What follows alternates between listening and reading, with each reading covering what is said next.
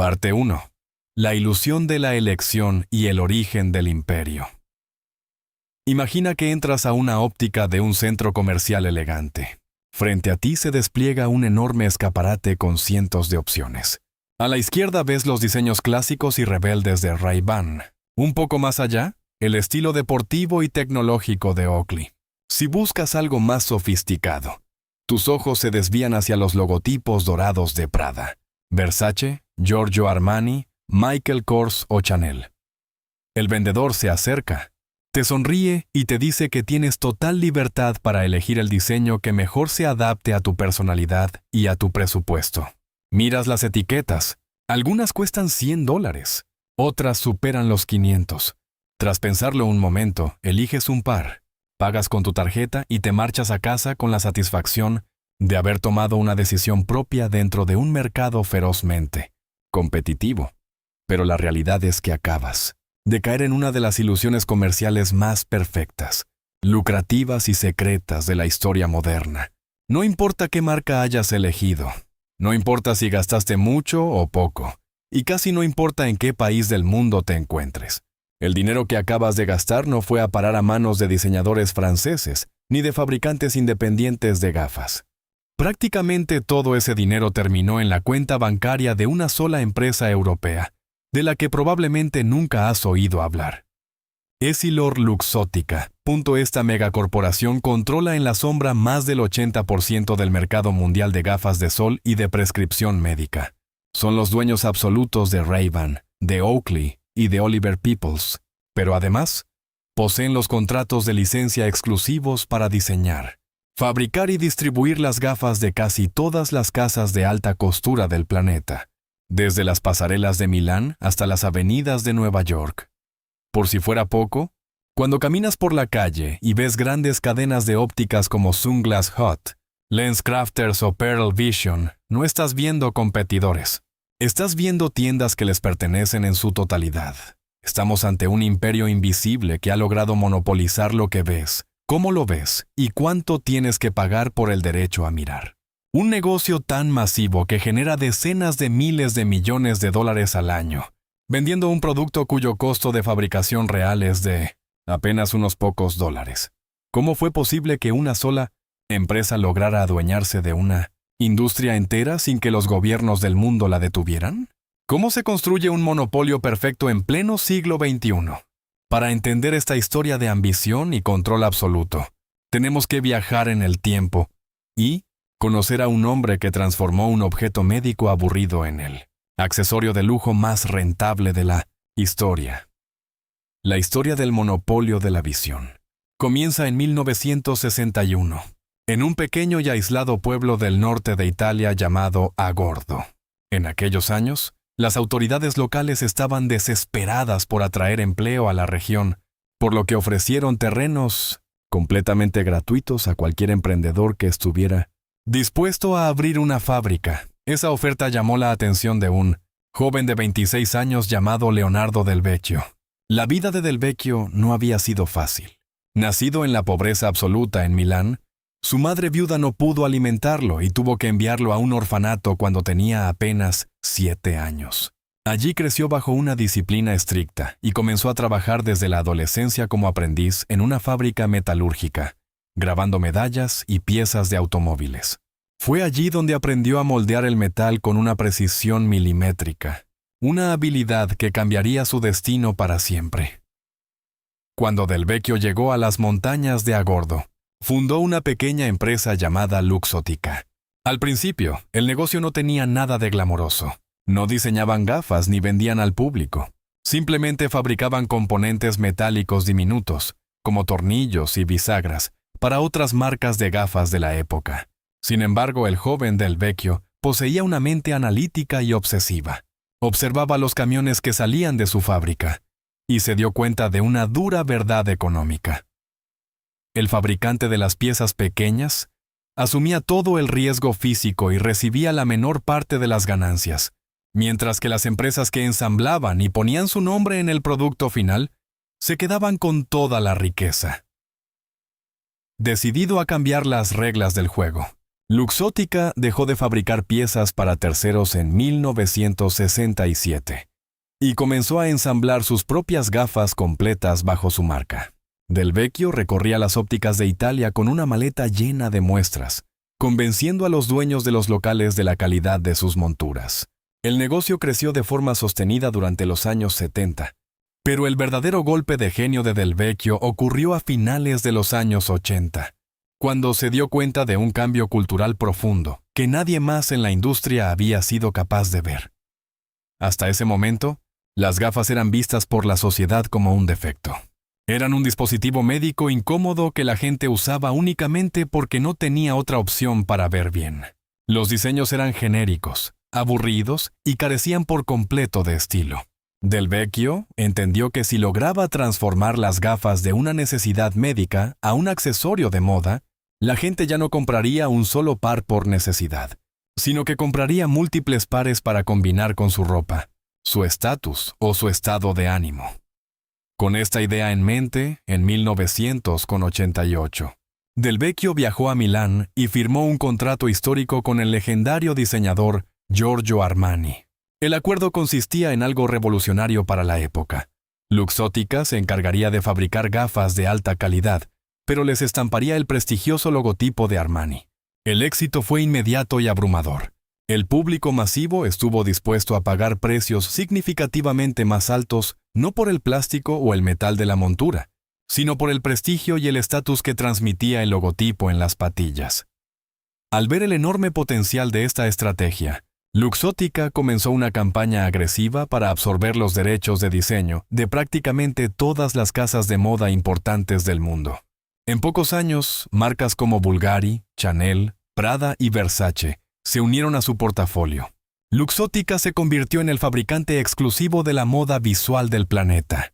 Pero Del Vecchio no se conformaba con fabricar para otros.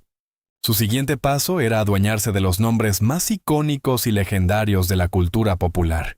Y su primer objetivo fue la marca de gafas más famosa de todos los tiempos. Parte 2.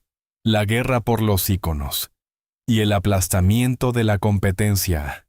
Finales de la década de los 90. Luxottica ya era un gigante industrial en Europa, pero el mercado estadounidense seguía dominado por una marca mítica que formaba parte de la identidad cultural de ese país. Ray-Ban. Fundada en 1937 para proteger los ojos de los pilotos de la Fuerza Aérea, Ray-Ban era sinónimo de rebeldía y estilo gracias a películas de Hollywood y estrellas de la música. Sin embargo, para el año 1999, la marca se encontraba sumida en una crisis catastrófica.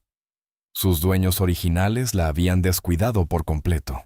En un intento desesperado por mantener las ventas, comenzaron a distribuir las gafas en gasolineras, supermercados de bajo costo y tiendas de conveniencia a precios que rondaban los $20.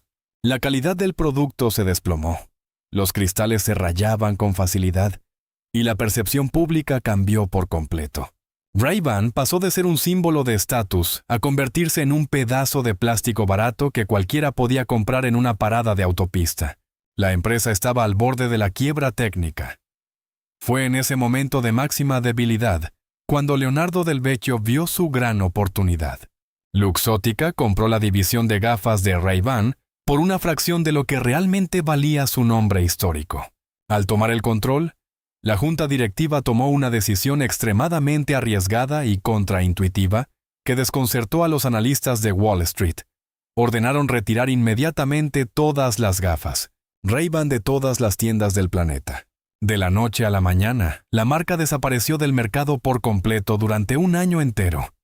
Esta estrategia fue una obra maestra de manipulación psicológica y de mercado. Al hacer desaparecer el producto, Luxottica borró de la mente de los consumidores la imagen de las gafas baratas de gasolinera y creó una escasez artificial. Mientras tanto, cerraron las antiguas fábricas de baja calidad y trasladaron toda la producción a sus plantas avanzadas en Italia. Rediseñaron los materiales, mejoraron las bisagras y refinaron cada detalle visual del empaque. Cuando Ray-Ban regresó al mercado un año después, ya no se vendía en supermercados. Luxottica colocó el producto exclusivamente en las ópticas más prestigiosas de las grandes capitales del mundo. El mismo par de gafas que meses atrás costaba $20. Ahora se exhibía con orgullo con una etiqueta de $150. El público, lejos de quejarse, corrió a comprarlas. El consumidor asumió que el producto era premium simplemente porque ahora era caro y difícil de conseguir. Con esta sola jugada de escasez y reposicionamiento, Luxottica multiplicó por 10 el valor de la marca y se consolidó como el rey indiscutible de las gafas de estilo de vida. Sin embargo, en el horizonte de los negocios quedaba un último rival independiente que se negaba a someterse al imperio italiano. Se trataba de Oakley, una marca nacida en California que se había convertido en el líder absoluto de las gafas deportivas de alto rendimiento.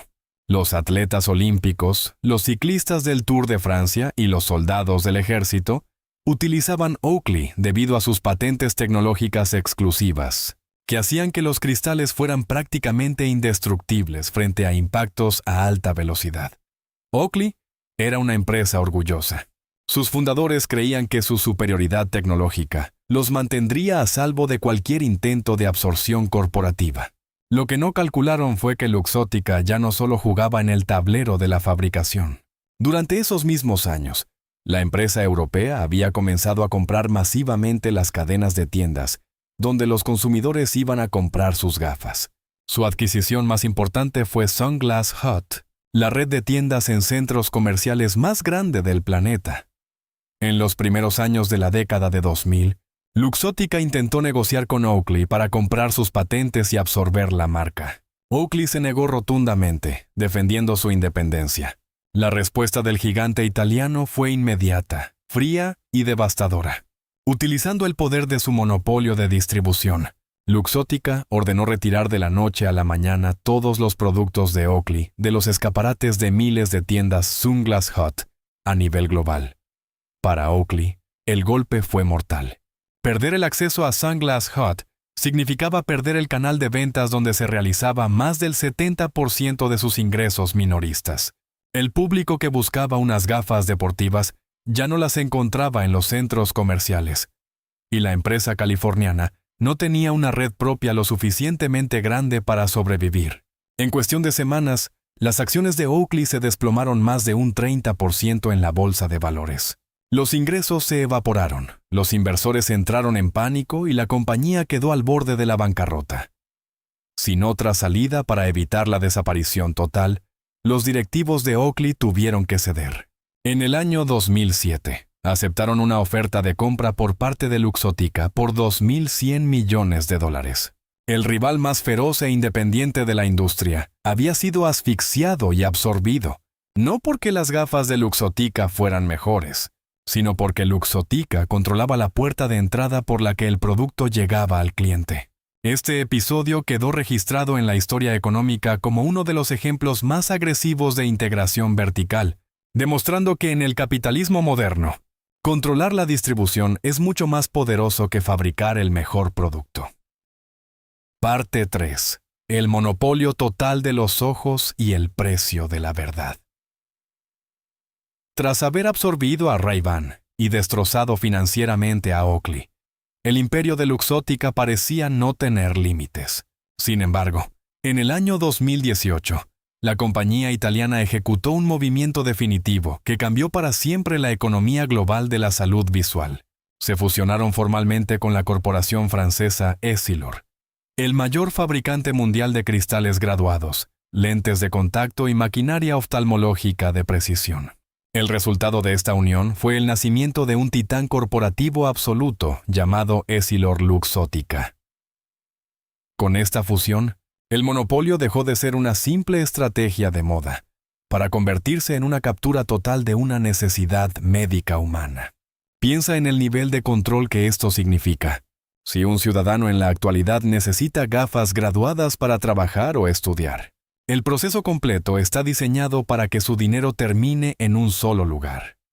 Cuando la persona asiste a una clínica de revisión visual gigante como LensCrafters, está entrando a una propiedad de Essilor-Luxottica. El optometrista que lo atiende utiliza máquinas de medición óptica fabricadas por ellos. La receta médica que le entregan Especifica unos cristales de alta tecnología que son propiedad de Essilor, y cuando el cliente camina 3 pasos hacia el mostrador para elegir la montura, termina comprando una marca que fabrica Luxottica. Todo el circuito económico, desde el diagnóstico médico hasta el accesorio estético, ocurre dentro de las cuentas bancarias de la misma multinacional.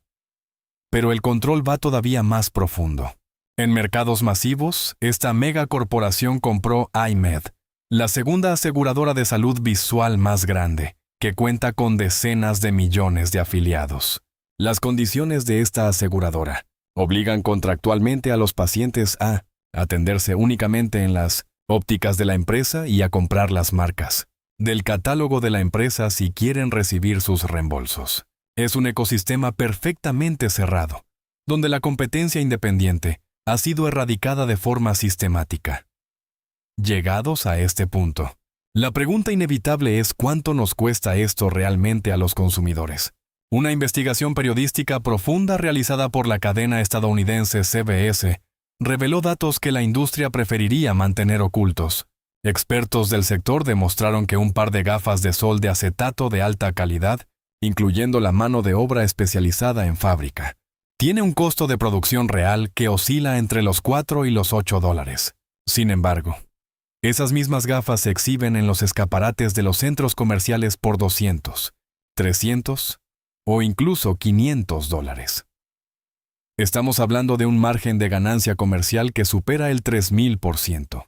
La próxima vez que entres a una óptica elegante, te pruebes unas gafas frente al espejo y pagues una pequeña fortuna pensando que estás invirtiendo en exclusividad de diseño o tecnología óptica de vanguardia.